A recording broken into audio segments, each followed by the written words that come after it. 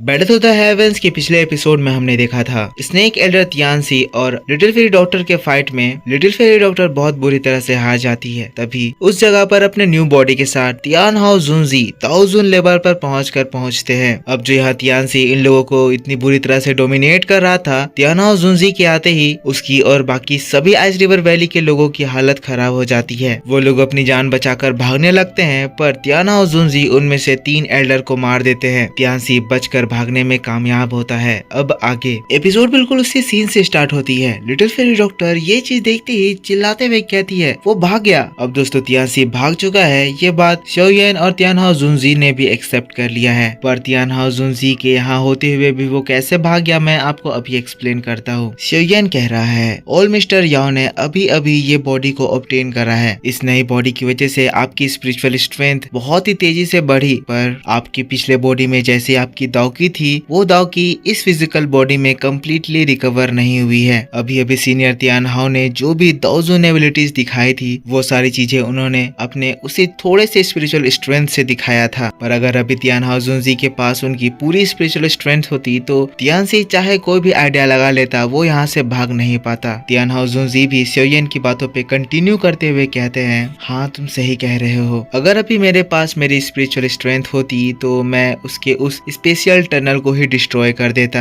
वैसे अभी उसने एस्केप करने के लिए अपने जो 3 दाओजोंग एक्सपर्ट को बॉम्ब की तरह फेंका है, उसकी ये टेक्निक कारगर साबित हुई। शोयन स्माइल करता है, कहता है कोई बात नहीं, हमने उन लोगों को बहुत ही बुरी तरह से डरा दिया है और जब तक वो हम लोगों से इस तरह से डरते हैं तब तक यहाँ सिचुएशन ठीक है। वैसे भी अभी जो हमारी पोजीशन है उससे हम लोग पूरे के पूरे आइस रिवर वैली से फाइट नहीं कर सकते हैं, हमें उस फाइट के लिए प्रिपेयर होना होगा। इसीलिए जल्द से जल्द हम लोगों को लिटिल फेरी डॉक्टर के वोफल पॉइजन बॉडी के इशू को ठीक करना होगा, क्योंकि तियानसी अब यहाँ से भाग गया है। तो अब आइस रिवर वैली के चीफ को हम लोगों की इस लोकेशन के बारे में पता चल जाएगा और वो लोग और भी ज्यादा स्ट्रॉन्ग पीपल के साथ यहाँ पर अटैक कर सकते हैं। इसीलिए हमें एक और भी अच्छे सीक्रेटिव स्पॉट की जरूरत है जहाँ पर मैं लिटिल फेरी डॉक्टर के वोफल पॉइजन बॉडी को कंट्रोल करने में हेल्प करूंगा। एक बार अगर वोफल poison body little fairy doctor के फुल कंट्रोल में आ गई तो लिटिल फेरी डॉक्टर बहुत आसानी से दाओजुन लेवल पर पहुंच जाएगी और ऐसे में 2 दाओजुन की हमारी टीम को टच करने के लिए भी आइस रिवर वैली 2 बार सोचेगा। तियान हाओ जुनजी भी अपना सिर हिलाते हुए शोयन की बातों से एग्री करते हैं। तियान हाओ जुनजी इस न्यू बॉडी में है, उनको बॉडी मिल तो गई है पर अभी भी वो कंप्लीट दाओजुन पे नहीं पहुंचे हैं। युनसान के इस दाओजोंग बॉडी को दाओजुन बॉडी की तरह बनाने में थोड़ा समय लगेगा, पर फिर भी तियान हाओ जुनजी इस बॉडी को पाकर भी बहुत ज्यादा खुश है। जिसके बाद वो शोयन से कहते हैं शोयन तुम डिसाइड करो इसके बाद हम लोग कहाँ पर जाएंगे, तुम्हारे वजह से आज मुझे दोबारा जिंदा होने का मौका मिला है और मैं तुम्हें हर हाल में इसका फेवर रिटर्न करूंगा। शोयन मुस्कुराता है, फिर कहता है ये fallen God stream little fairy doctor के वोफल पॉइजन बॉडी को कंट्रोल करने के लिए सुटेबल जगह नहीं है। यहाँ की पॉइजन वोफल पॉइजन बॉडी को कंट्रोल करने में बाधा डाल सकती है। इस पॉइजन बॉडी को कंट्रोल करने के लिए एक सुटेबल प्लेस वैसा प्लेस होगा जहाँ पर लाइट और हीट हो। लाइट और हीट से भरी जगह पर इस प्रोसेस को करने से हमारे सक्सेस का रेट 10% से बढ़ जाएगा। तियान हाओ कहते हैं वैसी जगह परसेंटल प्लेन में इस तरह की जगह ढूंढना बहुत ही ज्यादा मुश्किल होगा। तभी हमें एक दूसरी आवाज सुनाई देती है, मुझे पता है लाइट और हीट से भरी जगह कहाँ है। ये आवाज सिनलान की थी। सिनलान स्माइल करते हुए तेजी से उनके पास आती है। सिनलान की बात को सुनकर शोयन बहुत खुश हो जाता है और जल्दी से पूछता है कहाँ। सिनलान बताती है ये सिटी में मेरे ये क्लेन में एक यूनिक प्लेस है जिसको सन फायर एंसेंट अल्टर कहा जाता है। उस जगह पर दिन में और कोई भी दूसरी जगह के कंपैरिजन में मैक्सिमम सनलाइट गैदर होता है। उस एंसेंट अल्टर में एक होल है जो कि डीप अंडरग्राउंड तक जाता है और उस अंडरग्राउंड में एक सीक्रेट कोर फायर सीडलिंग्स है। जब बाहर की सनलाइट उन कोर फायर सीडलिंग के कांटेक्ट में आती है तब वो फायर सीडलिंग एक फ्लेम में ट्रांसफॉर्म हो जाती है। मेरा ये क्लैन उसको सन फ्लेम कहता है। आगे बताती है सन फ्लेम एक हेवनली फ्लेम नहीं है पर वो एक बीस्ट फ्लेम से बहुत ज्यादा ताकतवर है। पास्ट में मेरे ये क्लैन के एंसेस्टर फ्रीक्वेंटली उस सन फ्लेम को बोरो करते थे ताकि वो अपने पिल रिफाइनिंग के प्रोसेस को ड्रास्टिकली बढ़ा सके, पर उस सन फ्लेम की एक लिमिटेशन है, वो ज्यादा देर तक काम में नहीं लाया जा सकता है। कुछ समय के बाद वो अपने आप बिखर जाता है, पर फिर भी इसकी क्वालिटीज इतनी ज्यादा बढ़िया हैं कि ये सिटी में बहुत सारे ऐसे दूसरे फैक्शंस हैं जो कि इसको हथियाना चाहते हैं। इसीलिए हमारा ये क्लैन इसको छुपा कर रखा है। शोयन इस यूनिक फ्लेम के बारे बारे में सुनकर खुश हो जाता है। कहता है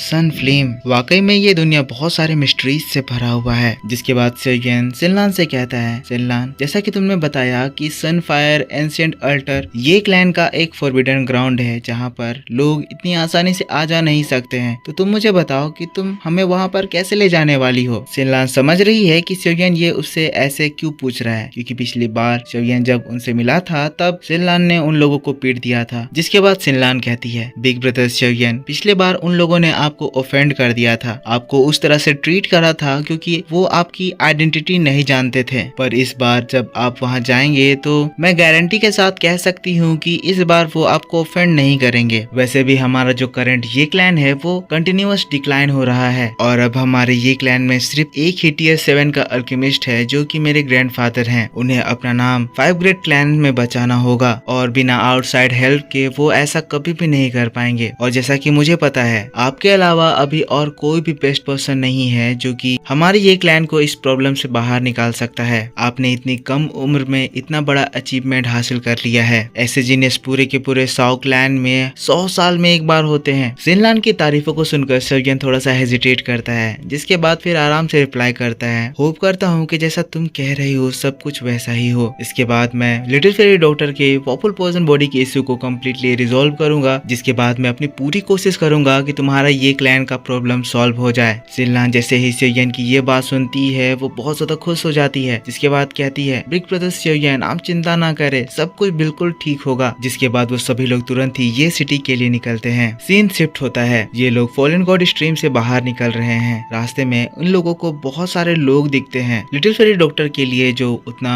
हाई अमाउंट का वांटेड पोस्टर छपा है, इस वजह से फॉलन गॉड स्ट्रीम बहुत सारे लोगों को अट्रैक्ट कर लिया है। पर इस वक्त इनके ग्रुप की जो रेपुटेशन है, इस रेपुटेशन के सामने कोई भी उनसे टकराने की हिम्मत नहीं कर रहा है। ये लोग बड़े आसानी से फॉलन गॉड स्ट्रीम से बाहर निकल आते हैं। टियाना और जुनजी उड़ते हुए कह रहे हैं, एक बार ये बॉडी दाओ जोन लेवल पर एडवांस कर गई, जिसके बाद मैं नेचुरल एनर्जी को यूज करके अपनी दाओकी को रिकवर करूंगा। ऐसे में ट्रेवल करते वक्त भी मैं ट्रेन कर पाऊंगा। ऐसे ही ये लोग 2 दिनों तक हवा में उड़ते हैं। जिसके बाद फाइनली वो लोग ये सिटी में पहुंचते हैं। ये सिटी में पहुंचने के बाद जैसे ही वो लोग ये मेंशन में जाते हैं, वहाँ का नजारा देखकर वो लोग शॉक्ड हो जाते हैं। सबसे पहली बात तो इस वक्त ये मेंशन में कोई भी गार्ड्स नजर नहीं आ रहे थे। हॉल का गेट टूटा हुआ था और इन लोगों को समझने में देर नहीं लगती है कि ये क्लैन के साथ कुछ तो गड़बड़ हुआ है। अब जल्दी जल्दी वो लोग अंदर जाते हैं। सेयोयन यहाँ का नजारा देखकर शॉक्ड है, कह रहा है वाकई में ये क्लैन काफी ज्यादा डिक्लाइन हो गया है। इतने सालों तक इस जगह में रूल करने के बावजूद भी इनका ऐसा हाल, ये बहुत ही ज्यादा अनबिलीवेबल लग रहा है। जिसके बाद वो लोग ये क्लैन के हॉल में पहुंचते हैं। हॉल में बहुत ही ज्यादा भीड़ लगी हुई थी। सेयोयन जब पिछली बार यहाँ पर आया था उस समय जिन भी लोगों से वो फाइट कर रहा था